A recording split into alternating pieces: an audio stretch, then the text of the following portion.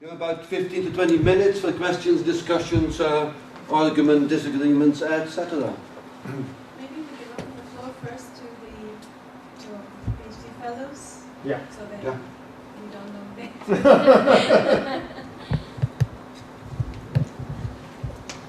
We'll wait for you. Until one of you speaks, nobody else is coming. And the longer the silence lasts, the more difficult it gets. I can deal with silence.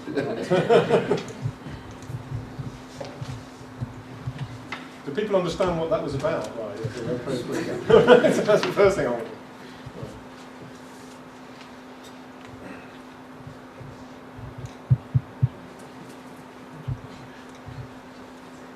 Whose idea was that? Oh, right. Good man. I'm not busy feeling tired, so sorry about that.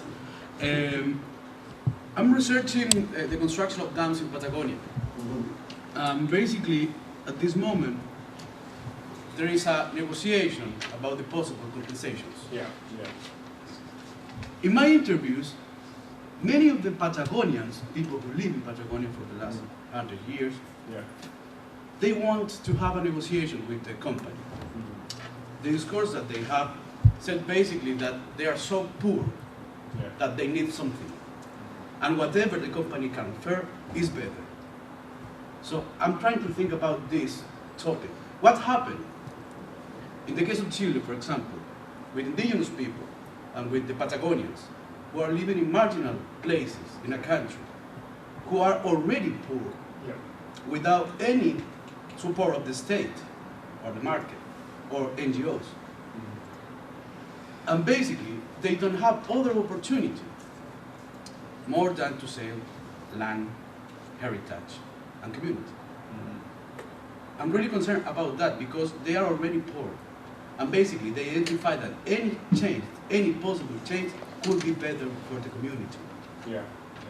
Even leaving their lands, and even if they have to move to other places. So, in some sense, again, in my interviews, I feel like the environment was the commodity to defend something. Like, we don't have nothing more than the environment.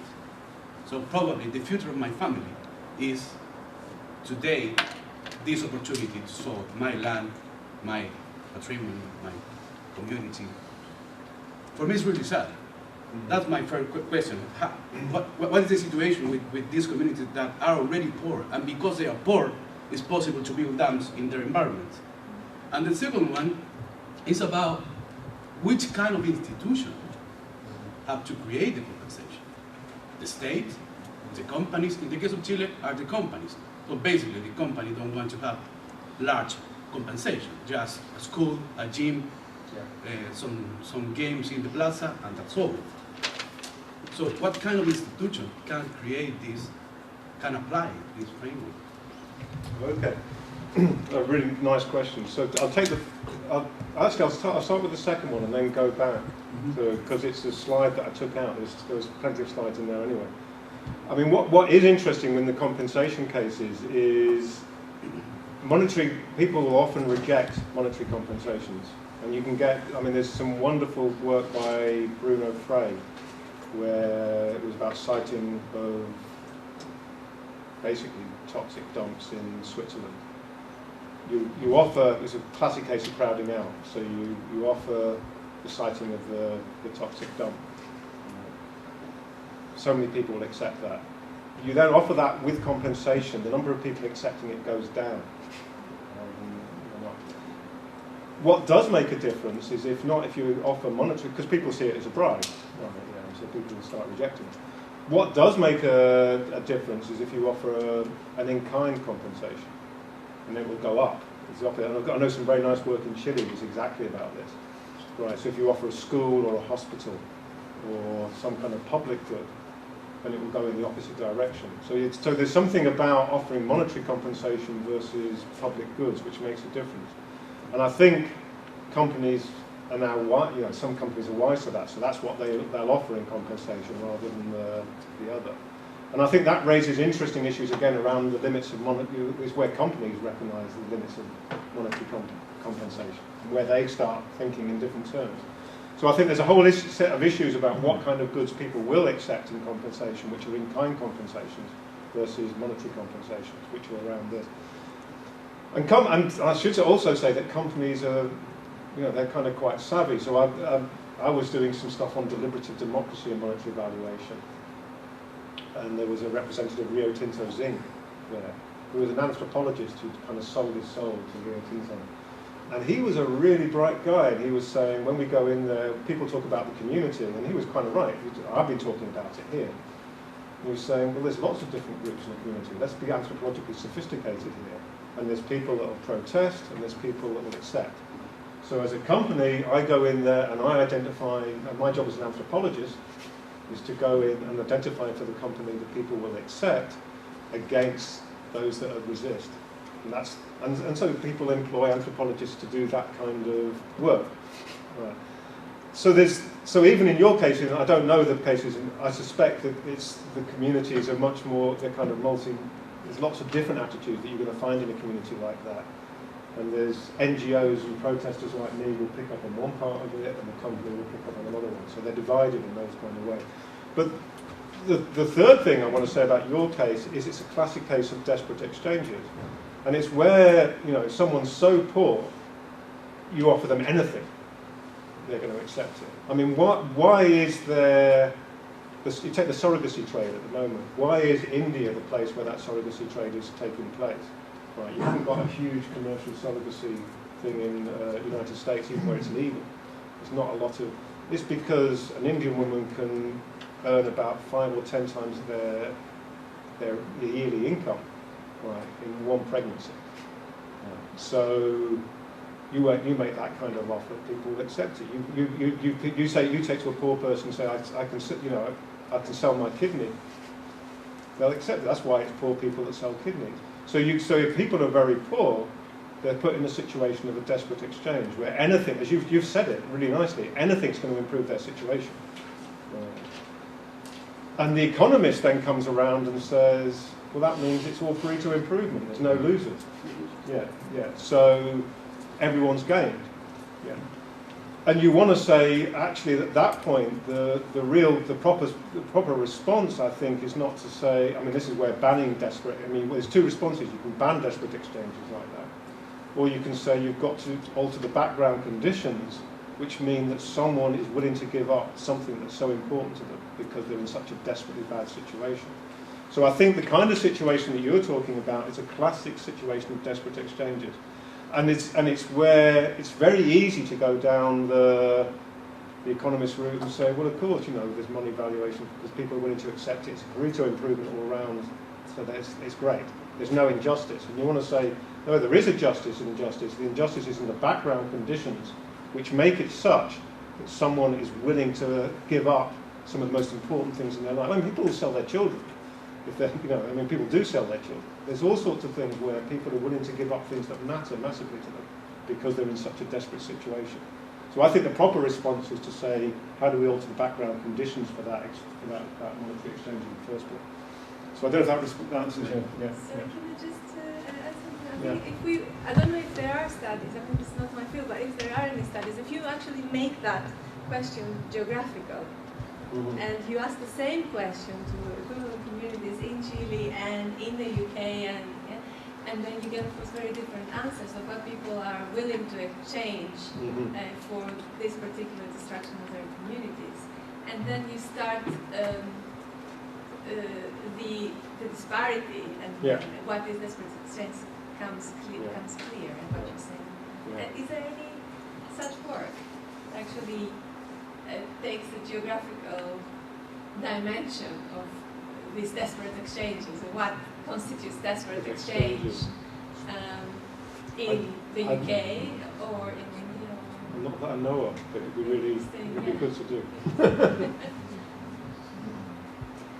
I was wondering whether you include only monetary wealth into the distribution of justice or also the distribution of social and ecological burdens and benefits items.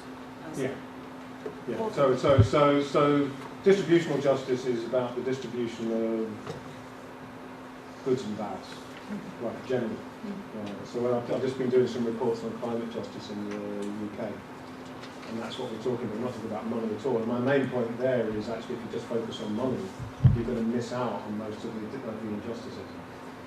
So the dimensions of justice, I mean, just to run through the 4 dimensions of justice I wanted to talk about there is justice and distribution, which is generally about the distribution of goods and bad.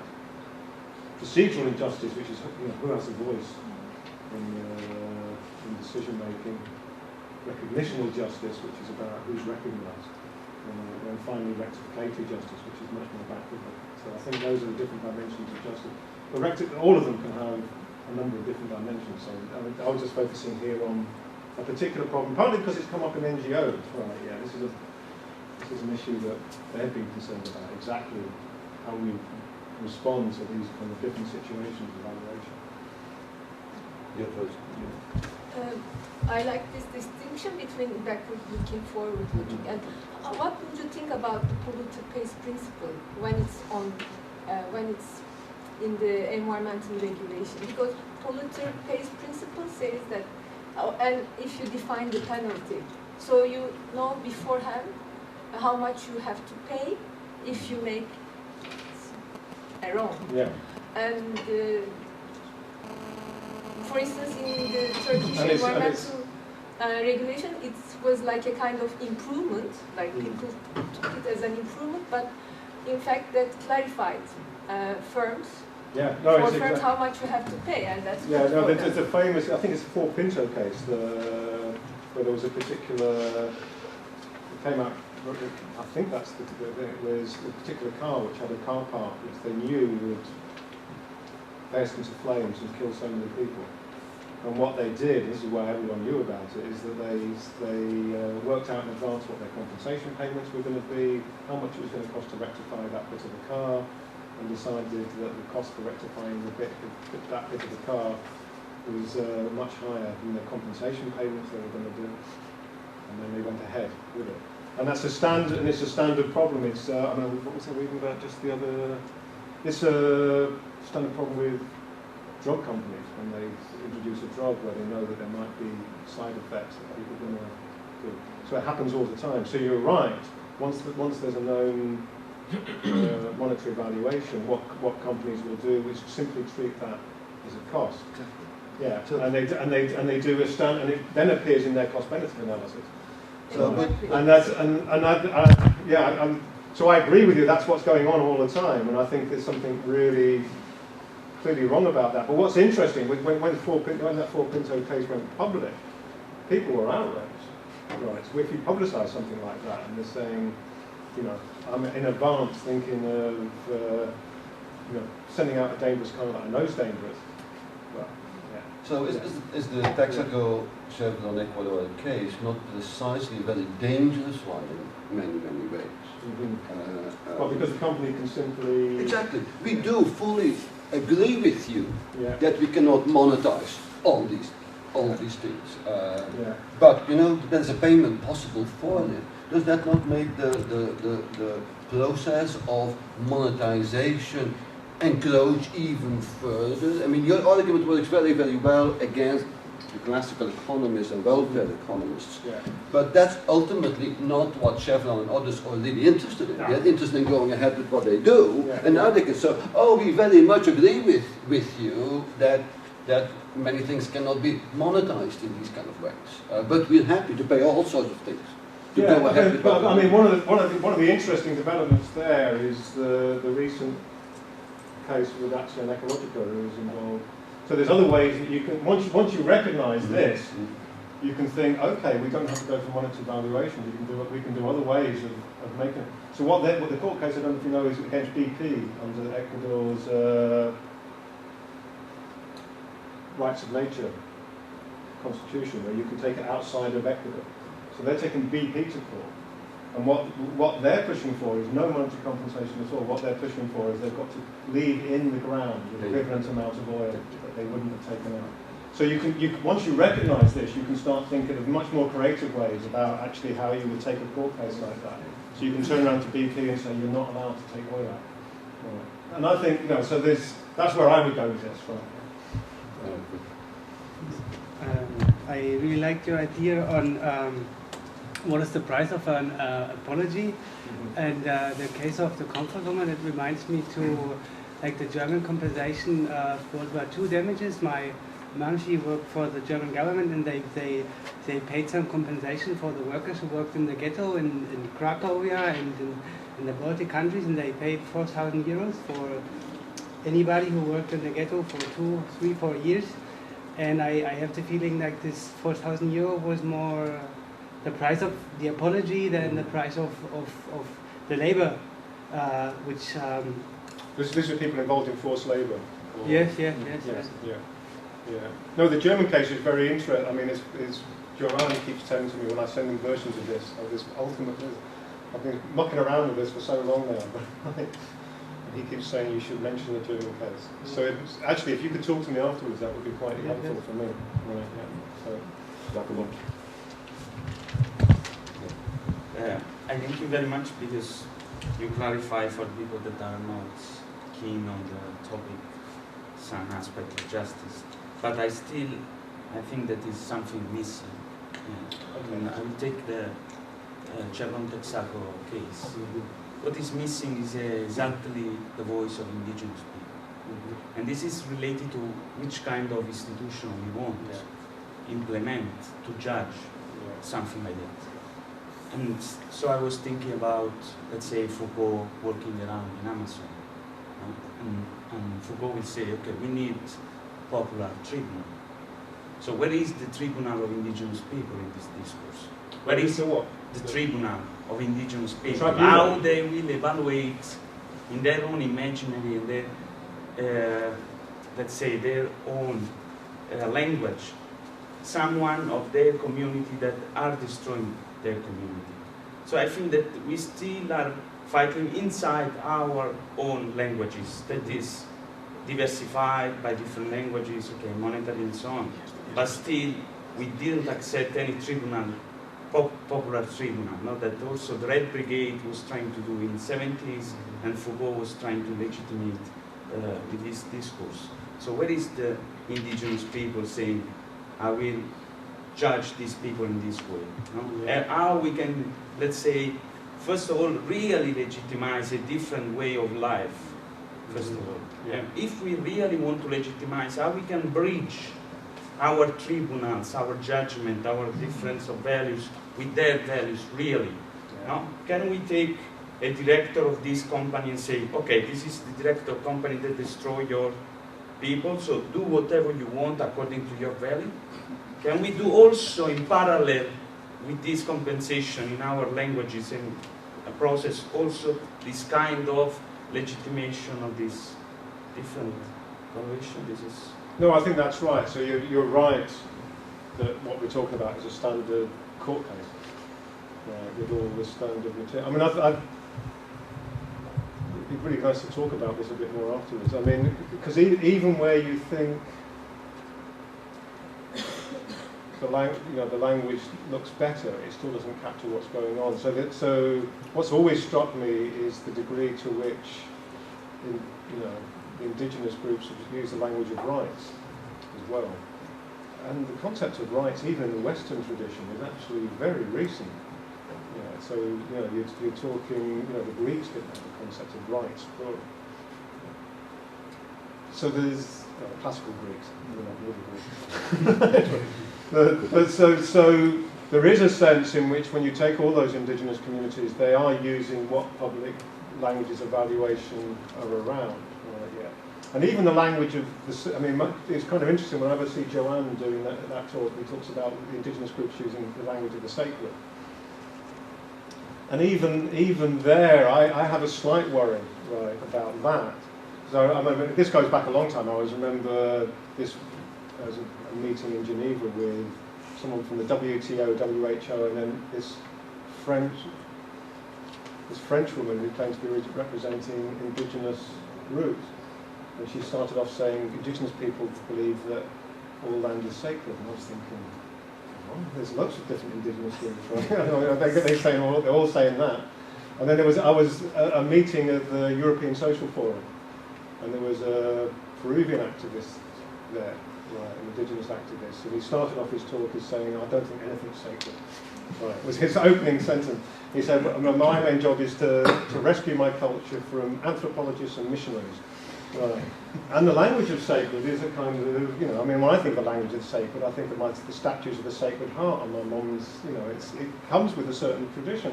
So there's all of those. I think you're right. There's a whole series of languages of valuation, and even the ones that look more benign are not necessarily the languages of valuation of those communities itself. It's what has power in international governance regimes.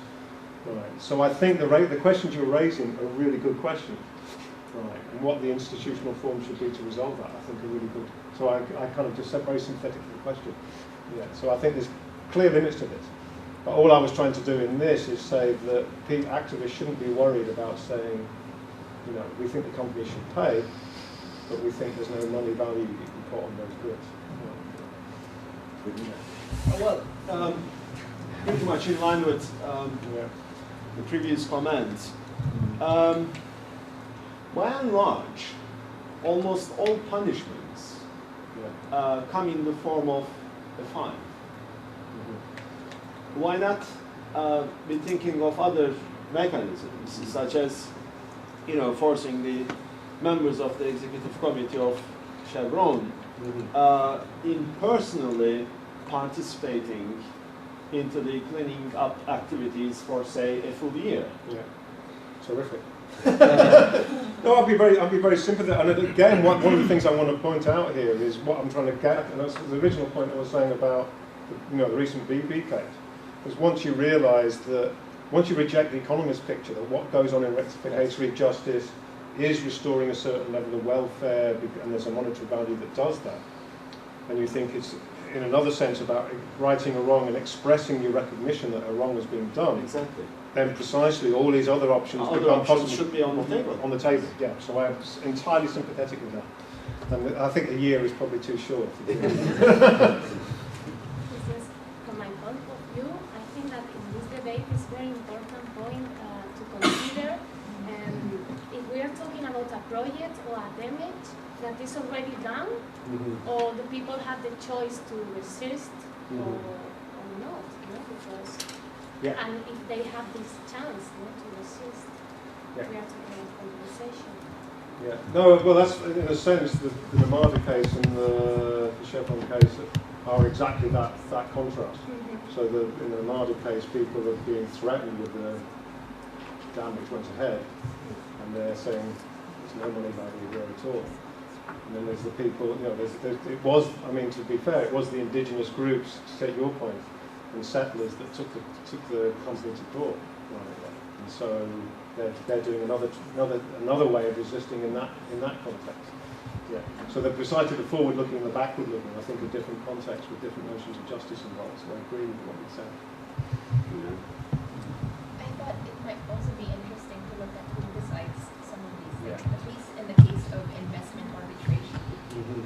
There was a recent report that showed that only 15 arbitrators are deciding 55% of investment arbitration cases that saw states being sued by international companies. And it seems to be reason to believe that they have conflicts of interest at play also. And that's only 15 arbitrators deciding 55% of investment cases where states and companies are basically fighting against each other. And there have been such a jump from 1996 to 2010 of something like 12 times the number of, so it's almost like a business being run. So I thought it might be interesting. No, it is very interesting. If you can give me some details afterwards, that would be great.